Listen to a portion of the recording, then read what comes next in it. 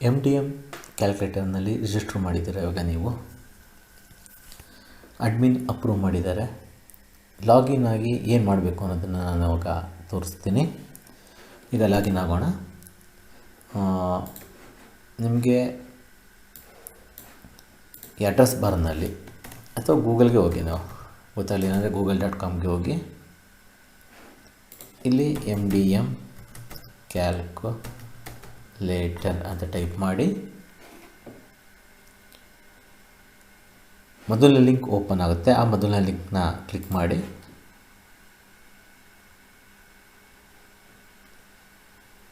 ಡೈರೆಕ್ಟಾಗಿ login page open ಆಗುತ್ತೆ. ಈಗ ಯೂಸರ್ ನೇಮ್ ನಾವು ಆಲ್ರೆಡಿ ಕೊಟ್ಟಿರೋಂಥ ಯೂಸರ್ ನೇಮ್ನ ಹಾಕೋಣ. ಪಾಸ್ವರ್ಡು ಅಷ್ಟೇ ಕೊಟ್ಟಿರೋಂಥದ್ದನ್ನೇ ಹಾಕೋಣ.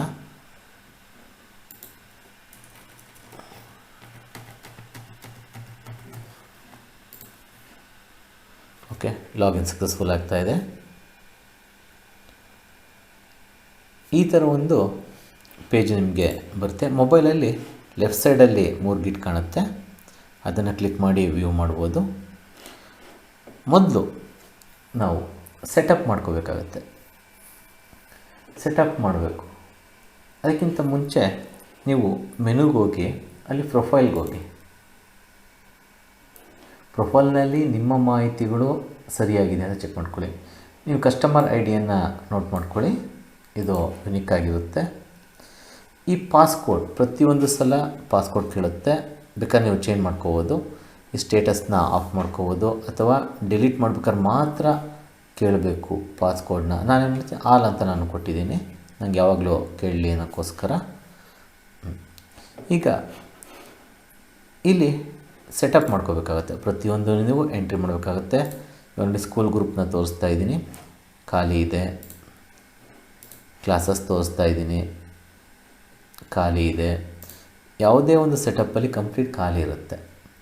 ಅದಕ್ಕೆ ಮೊದಲು ನಾವು ಇದನ್ನು ತುಂಬಬೇಕಿತ್ತು, ಪ್ರತಿಯೊಂದನ್ನು ಆ್ಯಡ್ ಮಾಡಬೇಕಿತ್ತು.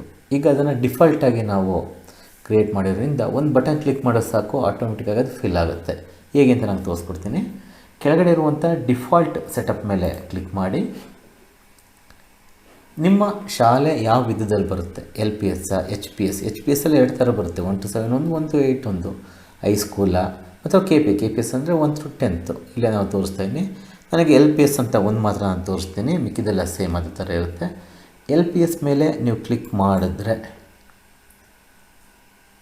ಆಟೋಮೆಟಿಕ್ಕಾಗಿ ಸೆಟಪ್ ಎಲ್ಲ ಆಗಿರುತ್ತೆ. ನೋಡೋಣ, ಇವಾಗ ಒಂದು ಸಲ ಸೆಟಪ್ಗೆ ಹೋಗಿ ಸ್ಕೂಲ್ ಗ್ರೂಪ್ಗೆ ಹೋಗಿ ನೋಡಿ, ಸ್ಕೂಲ್ ಗ್ರೂಪ್ ಕ್ರಿಯೇಟ್ ಆಗಿದೆ. ಸೆಟಪ್ಗೆ ಹೋಗಿ ಕ್ಲಾಸಸ್ಗೆ ಹೋಗಿ ಕ್ಲಾಸ್ ಗ್ರೂಪ್ ಕ್ರಿಯೇಟ್ ಆಗಿದೆ, ಆದರೆ ಸ್ಟ್ರೆಂತ್ ಕ್ರಿಯೇಟ್ ಆಗಿರಲ್ಲ. ಯಾಕೆಂದರೆ ಸಾಫ್ಟ್ವೇರ್ಗೆ ಗೊತ್ತಿರಲ್ಲ ನಿಮ್ಮ ಶಾಲೆ ಎಷ್ಟು ಸ್ಟ್ರೆಂತು ಅಂತ ಹೇಳಿ. ಅದನ್ನು ನೀವು ಅಪ್ಡೇಟ್ ಮಾಡಬೇಕು. ಇದೊಂದು ನಿಮಗೆ ಇಲ್ಲಿ ಕೆಲಸ ಇರುವಂಥದ್ದು. ಅಪ್ಡೇಟ್ ಬಟನ್ ಮೇಲೆ ಕ್ಲಿಕ್ ಮಾಡಿ ನೋಡಿ, ಪ್ರತಿಯೊಂದು ಸಲ ಪಾಸ್ಕೋಡ್ ಕೇಳುತ್ತೆ ಅಂತೀನಲ್ಲ, ಎಸ್ ಅಂತ ಕೊಟ್ಟು ನಾನು ಪಾಸ್ಕೋಡ್ ಎಂಟ್ರಿ ಮಾಡ್ತೀನಿ. ವೆರಿಫೈ. ಡೇಟ್ ಕೇಳುತ್ತೆ, ಯಾವ ದಿನ ಎಷ್ಟು ಹುಡುಗರು ಇದ್ದರು ಅನ್ನೋಕ್ಕೋಸ್ಕರ. ನಾನು ಮೇ ತಿಂಗಳಲ್ವಾ, 1ನೇ ತಾರೀಕು ಅಂತ ಹಾಕೋಣ.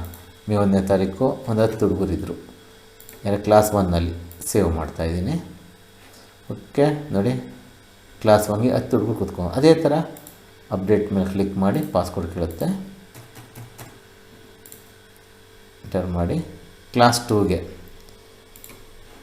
ಅದೇ ಡೇಟ್ ಕೊಡ್ತೀನಿ ನಾನು, ಒಂದು 30 ಹುಡುಗರಿದ್ದರು. ಸೇವ್ ಮಾಡಿದ್ರೆ ನೋಡಿ ಕೂತ್ಕೊಂತು. ಅದೇ ಥರ ಅಪ್ಡೇಟ್ ಕೊಡಿ.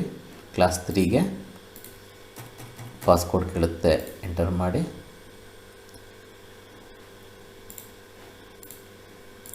ಇದೊಂದು 15 ಇದ್ದರು.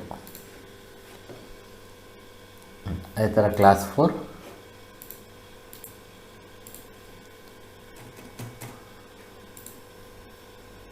ಇನ್ವ್ಯಾಲಿಡ್.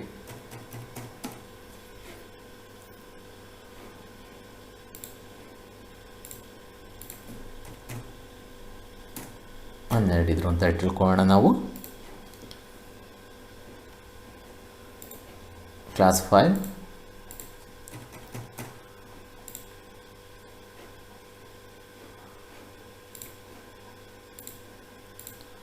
5 ಇದ್ರು ಅಂತ ತಿಳ್ಕೊಳ್ಳೋಣ. ಸೇವ್ ಮಾಡ್ತಾಯಿನಿ ನೋಡಿ. ಈ ಥರ ಸೇವ್ ಮಾಡುವಂಥದ್ದು. ಇದೊಂದು ಬಿಟ್ಟರೆ ಮಿಕ್ಕ ಎಲ್ಲ ಸೆಟಪ್ಪು ಆಗಿರುತ್ತೆ. ಮತ್ತು ಕಡೆಯದೊಂದು ಹೆಡ್ಡರು ಮತ್ತು ಫೂಟರ್ನ ನೀವು ಎಂಟ್ರಿ ಮಾಡಬೇಕಾಗತ್ತೆ. ಹೆಡ್ಡರು ಫೂಟರಲ್ಲಿ ಮೊದಲು ಬರೋದು ಟೈಟಲ್ಲು. ನೀವು ಟೈಟಲ್ ಮಾಡಿ ಕ್ಲಸ್ಟರ್ ನಿಮಗೆಲ್ಲ ಗೊತ್ತಿದೆ. ಇದನ್ನು ನೀವು ಮಾಡ್ಬೋದು ನಿಮ್ಮ ಶಾಲೆಯ ಮಾಹಿತಿಯನ್ನು. ಇದು ಡಿಫಾಲ್ಟ್ ಸೆಟಪ್ ಅಂತೇಳಿ, ಇದೊಂದು ಹೊಸದು ನಾವು ಮಾಡಿರೋವಂಥದ್ದು. ಮೊದಲು ಪ್ರತಿಯೊಂದು ಎಂಟ್ರಿ ಮಾಡೋಕ್ಕಿತ್ತು, ತುಂಬ ಕಷ್ಟ ಅನ್ನಿಸ್ತಾ ಇತ್ತು ಪ್ರತಿಯೊಬ್ಬರಿಗೂ. ಈಗ ಅದನ್ನು ಸುಲಭ ಮಾಡಿದ್ದೀವಿ. ಇನ್ನು ಮಿಕ್ಕಿದ್ದನ್ನು ನಾವು ನೆಕ್ಸ್ಟ್ ವಿಡಿಯೋದಲ್ಲಿ ನಾವು ತೋರಿಸ್ಕೊಡ್ತೀವಿ. ಧನ್ಯವಾದಗಳು. Thank you.